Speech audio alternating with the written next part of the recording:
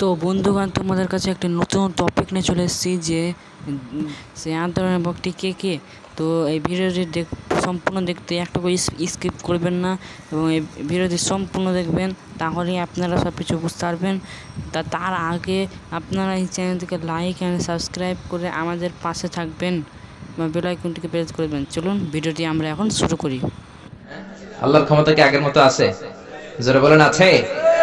এজন্য সুদের সবচেয়ে ছোট গুনাহ মায়ের সাথে জিনা, সবচেয়ে বড় গুনাহ কার সাথে? যুদ্ধ।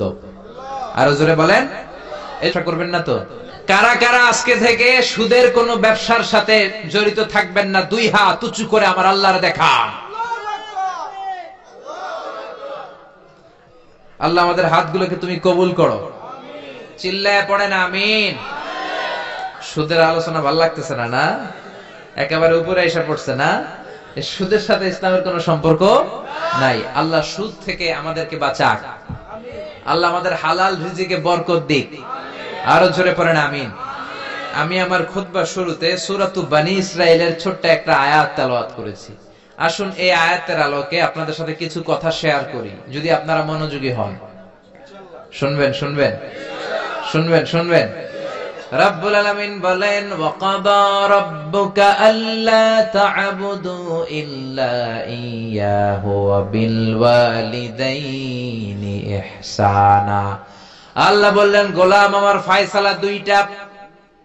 এই দুইটা ফয়সালা হলো স্পেশাল ফয়সালা, অনড় ফয়সালা। এই ফয়সালার কোনো নড়চড় নাই, এই ফয়সালার কোনো পরিবর্তন নাই। প্রথম ফয়সালাটা হলো আল্লাহ তা'বুদু ইল্লা ইয়্যা, ইবাদত হবে একজনের, তিনি কে? আল্লাহ। আল্লাহ ছাড়া অন্য কারো ইবাদত করা যাবে? আবার আল্লাহ ডেকে বললেন, গোলাম জিন জাতি মানব জাতি এই দুইটা জাতিকে আমি সৃষ্টি করেছি শুধু আমার ইবাদতের জন্য, ঠিক কি না? ওয়ামা খালাকতুল জিন্না ওয়াল ইনসা ইল্লা লিয়াবুদুন।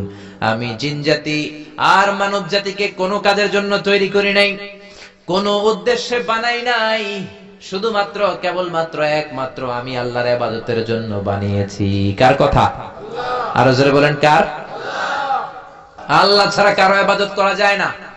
এই পৃথিবীতে যত নবী এসেছে, এই পৃথিবীতে যত রাসূল এসেছে, সব নবী রাসূলের একটাই দাওয়াত ছিল, তোমরা ইবাদত করবে একজনের, তিনি কে? ইয়া কওমি